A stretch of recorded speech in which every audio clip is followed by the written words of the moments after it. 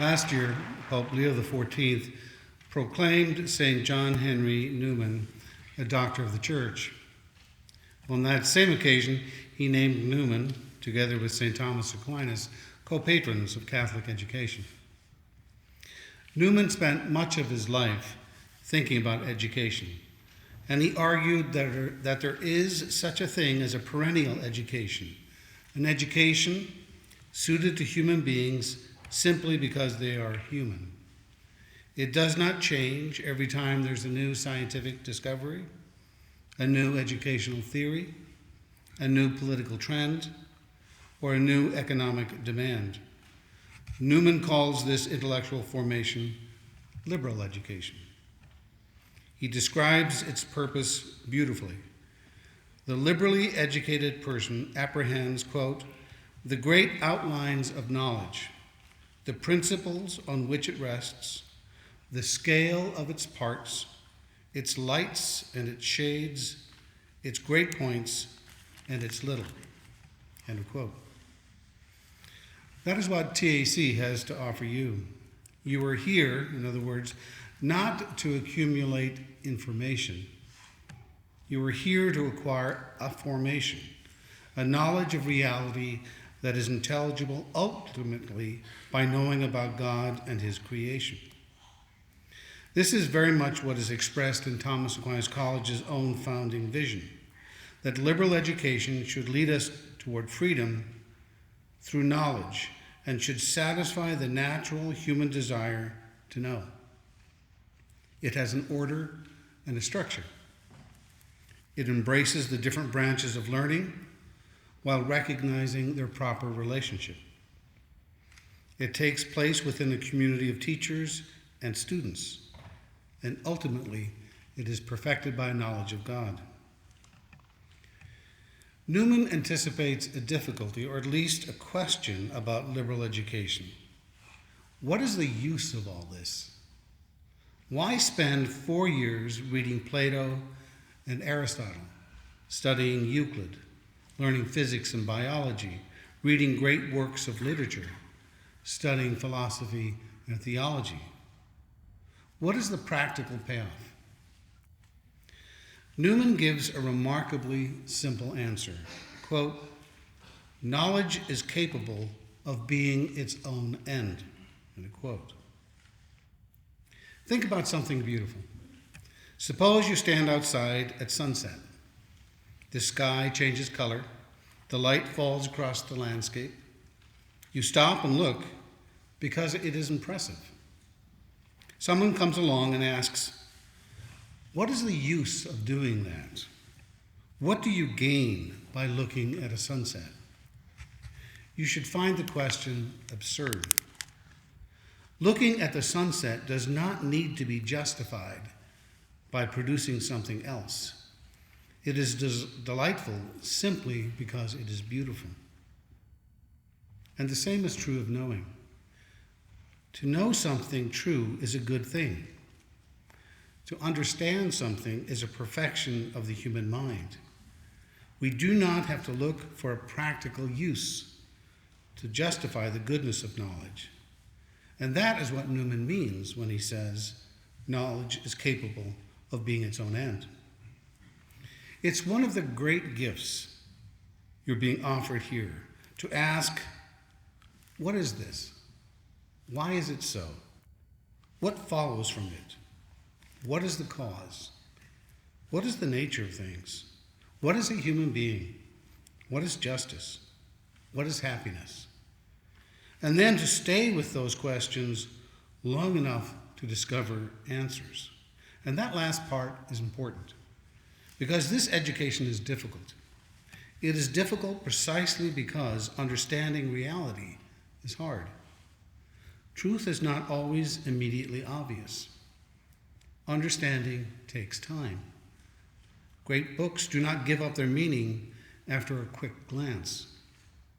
A difficult mathematical demonstration cannot be mastered by just knowing its conclusion. A philosophical argument cannot be understood merely by looking at a summary. The program is demanding, and so you'll be tried and tested. And that is why you should be aware of the distractions of our time. Pope Leo XIV addressed precisely this problem in his encyclical Magnificat Humanitas.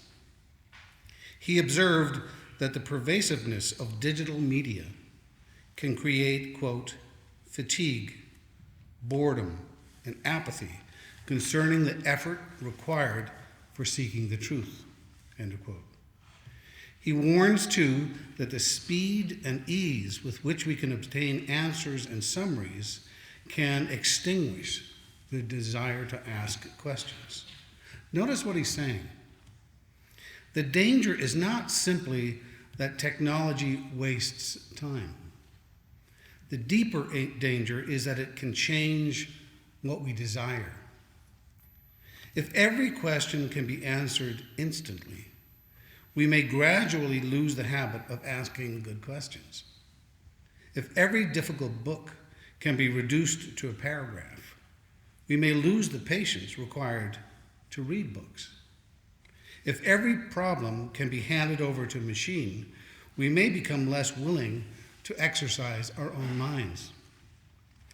And that is especially dangerous at a place such as Thomas Aquinas College, because the purpose of your education here is not simply to get the right answer.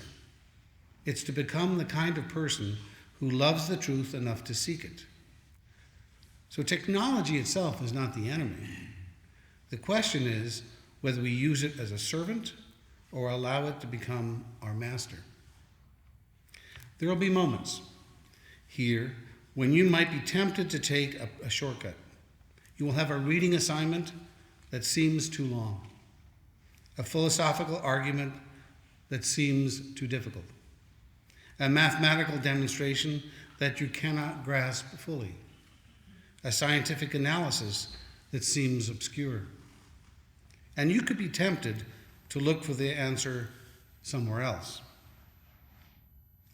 Take heart, because often the struggle itself is part of your education. Something happens when you remain with a question. You begin to see connections. You begin to distinguish what you thought you understood from what you actually understand.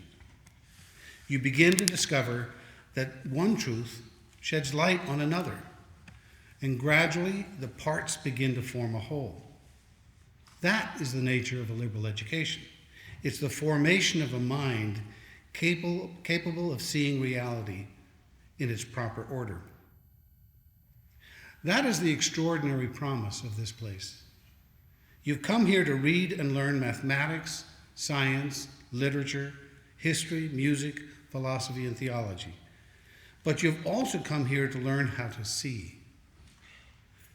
the world as intelligible, to see truth as something worth loving, to see beauty as something worth contemplating, to see your classmates as other human beings, not as competitors or instruments, but as friends and fellow pilgrims. And finally, to see all created things as pointing beyond themselves to their Creator. So, as you begin your first year, I would encourage you to indulge one thing above all. Indulge your wonder. Wonder is the beginning of wisdom. So do not be too quick to ask, what is the use of this? Sometimes the right response is, it is true. Sometimes it is beautiful. Sometimes it helps me understand something else. And sometimes the deepest answer is simply because I want to know. That desire to know is not an extravagance. It is one of the things that makes you human. And here at Thomas Aquinas College, you have been given 4 years in which to cultivate that desire, to let it grow, to discipline it, and ultimately to direct it towards the highest truth. May God bless you.